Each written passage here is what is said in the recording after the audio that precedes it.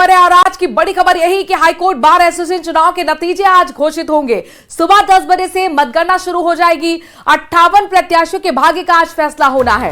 इनमें अध्यक्ष, महासचिव समेत 17 पदों पर नतीजे आएंगे।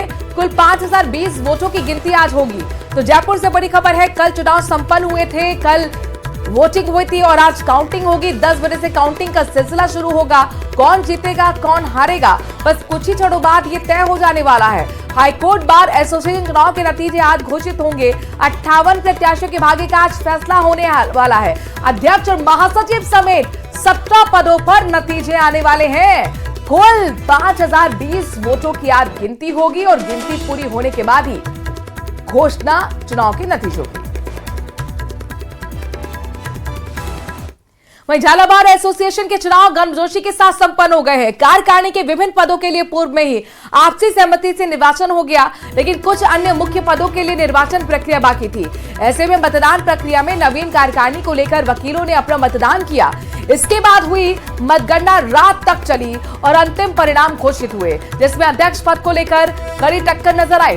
इस दौरान राम बाबू माहेश्वरी ने महज 1 वोट से अध्यक्ष पद पर जीत हासिल की है। अध्यक्ष पद के प्रतिद्वंदी प्रत्याशी मुकेश शर्मा ने परिणाम के बाद पुनः मतगणना करवाई, लेकिन परिणाम उनके पक्ष में नहीं आए। तो वहीं महासचिव पद पर विनोद जैन ने 18 मतों से और उपाध्यक्ष पद पर महेंद्र सिंह झाला ने 38 मतों से जीत हासिल की है। हमारा सबसे मुख्य ध्येय जो है वो एक्चुअल अधिवक्ताओं की जो इज्जत है, जो इमेज है, वो उसको बरकरार रखना है।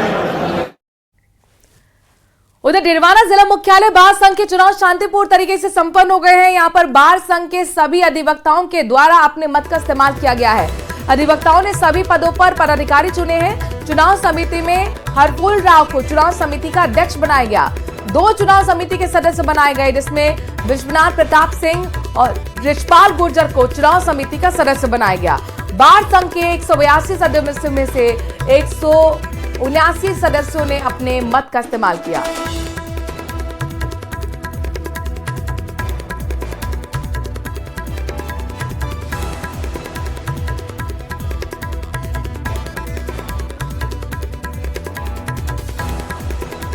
दो 2024-25 के लिए मतदान हुए थे, जिसमें अध्यक्ष पद हेतु 4 उम्मीदवार थे, जिसमें सबसे अधिक मत मोहम्मद अली सेरानी को 62 वोट मिले और जिसमें 2 मतों से उसको विजय घोषित किया गया है।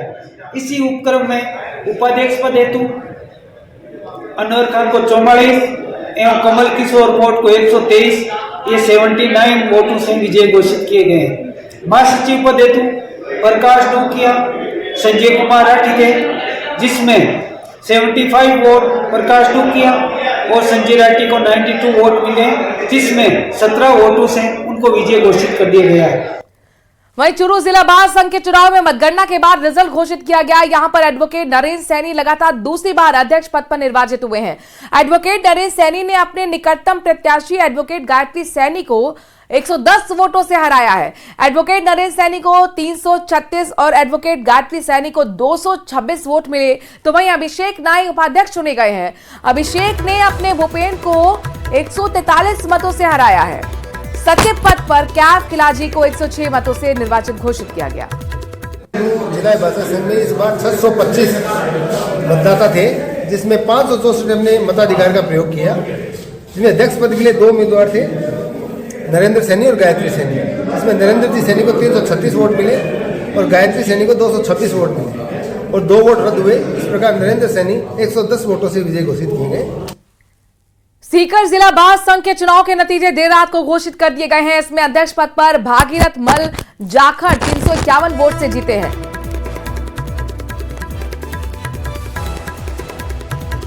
उन्होंने अपने प्रतिद्वंदी एडवोकेट दिनेश गोदारा को हराया। जाखड़ को 577 वोट मिले, गोदारा को 226 मत मिले, जबकि तीसरे प्रत्याशी विजय सिंह तंवर को 194 वोट मिले। चुनाव संचालन समिति सदस्य एडवोकेट पुरुषोत्तम शर्मा ने बताया कि उपाध्यक्ष पद के लिए जयंत ओला को विजय घोषित किया गया है। महासचिव के पद पर नरेश कुमार भूकर ने 499 वोट हासिल कर संदीप तिवारी को 5 मतों से शिकस्त दी है। पुस्तकालय सचिव पद के लिए नरेंद्र मीणा ने 526 वोट हासिल कर अपने प्रतिद्वंदी नंद किशोर को 64 मतों से हराया है। खबर सिरोही से, यहां पर कांटों में लिपटी और धूल के साथ गंदी पड़ी देवी देवताओं की प्रतिमाएं नजर आई हैं। विरोध के बावजूद परिषद ने बेवजह बर्बाद किए गए प्रतिमाओं पर लाखों रुपए बर्बाद कर दिए। चौराहों पर करीब 10 से 12 प्रतिमाओं की लगातार अनदेखी हो रही है। देवी देवताओं के अपमान पर समाज में भी नाराजगी है। प्रतिमाओं के पास गार्डन में भी गंदगी का अंबार लगा रहता है। एक ही चौराहे पर लगाई गई बेवजह 2-2 प्रतिमाएं हैं। इनमें 20 चौराहों पर लगी प्रतिमा से आए दिन हादसे तक होते रहते हैं। पूर्व कांग्रेस बोर्ड ने शहर में जगह जगह चौराहे बनाए थे। उन चौराहे पे महापुरुषों की मूर्तियां लगाई थी। पहले तो एक्ट में ही नहीं है कि महापुरुषों की मूर्तियां चौराहे पे लगाई जाए, फिर भी इन्होंने बोर्ड प्रस्ताव लेके लगा दी। और आज की तारीख में हर चौराहे जो नेशनल हाईवे बना हुआ है, नेशनल हाईवे पे वहाँ हादसों का न्योता दे रहे हैं। खबर अजमेर से है। यहां पर ब्यावर रसद विभाग की 2 टीमें शहर के मिष्ठान भंडार पर छापेमारी करती हुई नजर आई। इस कार्रवाई में 3 घरेलू एलपीजी सिलेंडर जब्त किए गए हैं। विभाग के निर्देश के मुताबिक गैस सिलेंडर के दुरुपयोग पर लगातार कार्रवाई जारी रहेगी। गैस उपभोक्ताओं से अपील की जाती है कि गैस सिलेंडर का वैध और सुरक्षित इस्तेमाल करें। ब्यावर जिला साइबर सेल और थाना ब्यावर सदर ने संयुक्त कार्रवाई की है। भीलवाड़ा जिले में वांछित हत्या के प्रयास का इनामी आरोपी गिरफ्तार करने में सफलता हासिल हुई है। गिरफ्तार आरोपी हामिद काठात सरकना पुलिस थाना ब्यावर सदर का निवासी है। आरोपी को टीम ने ब्यावर खास रूपर नगर रोड से गिरफ्तार किया है। आरोपी पर भीलवाड़ा पुलिस ने 5000 का इनाम तक घोषित रखा था। आरोपी हामिद जिला अजमेर में भी अपहरण और लूट के मामले में वांछित है। और चोरी से बड़ी खबर है। बर्फीली सर्दी का सितम लगातार जारी है। जमाव बिंदु के करीब पहुंच चुका है पारा। 2.4 डिग्री दर्ज किया गया है न्यूनतम तापमान। पिछले 5 दिनों से लगातार पारे में गिरावट दर्ज की जा रही है। फसलों और पक्षियों के रखे गए परिंदों में भी बर्फ जमी हुई नजर आई। उत्तरी सर्द हवाओं ने लोगों की परेशानी बढ़ा दी है। ठुड्रन को बढ़ा दिया गया है। कोल्ड वेव की वजह से आम जनजीवन पूरी तरह से प्रभावित नजर आ रहा है। ये पक्षियों का घरौंदा आप देख सकते हैं। यहाँ पर भी बर्फ जमी हुई नजर आ रही है। बर्फीली सर्दी का सितम चूरों में देखने को मिला है। जमाव बिंदु के करीब पहुंचा है पारा। 2.4 डिग्री न्यूनतम तापमान। पिछले 5 दिन से लगातार तापमान में गिरावट दर्ज की जा रही है।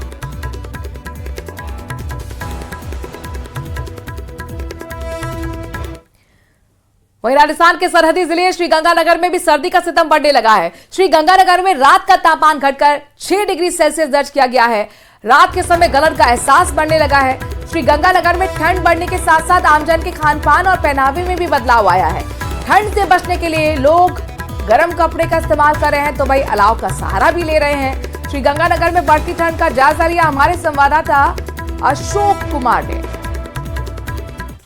राजस्थान के सरहदी जिले श्रीगंगानगर में सर्दी के तेवर लगातार तीखे हो रहे हैं, क्योंकि दिन और रात के तापमान में भी गिरावट का दौर लगातार जारी है। पिछले रात की बात की जाए तो श्रीगंगानगर में रात का तापमान तकरीबन 6-6.5 डिग्री सेल्सियस के आसपास दर्ज किया गया, जिससे रात भर गलन का एहसास बना रहा।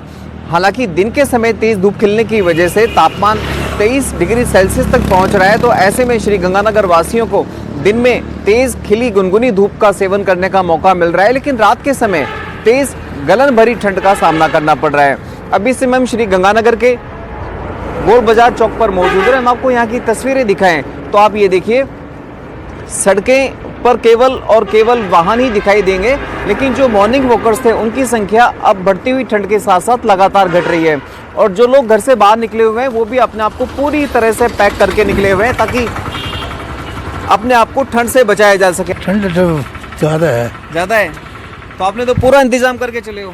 क्या करें, तभी ठंड लग रही है। अच्छा, कितनी ठंड है। तो सुबह कितने बजे निकले थे आप? 5 बजे। न्यूज़ 18 भी अपने सभी दर्शकों से अपील करता है कि इस गिरते हुए तापमान के दौरान अपने आप को मौसमी बीमारियों की चपेट में आने से बचाए रखने के लिए गर्म कपड़ों का इस्तेमाल करें, मोटे अनाज यानी कि बाजरी और मक्की का इस्तेमाल करें, साथ ही साथ गुड़ और मूंगफली का भी इस्तेमाल करें, ताकि न केवल शरीर को भरपूर मात्रा में गर्मी मिले बल्कि पोषक तत्व भी मिल सकें। अशोक शर्मा, न्यूज़ 18 श्रीगंगानगर। वहीं सिरोही में लगातार सर्दी आमजन पर सितम ढाते हुए अब नजर आ रही है। जनजीवन भी प्रभावित हो रहा है। सुबह शाम चल रही शीतलहर से जनजीवन प्रभावित हो गया है। ठंड से बचने के लिए लोग अलाव का सहारा ले रहे हैं। सुबह कोहरे के चलते वाहनों की रफ्तार पर भी ब्रेक लगा हुआ है।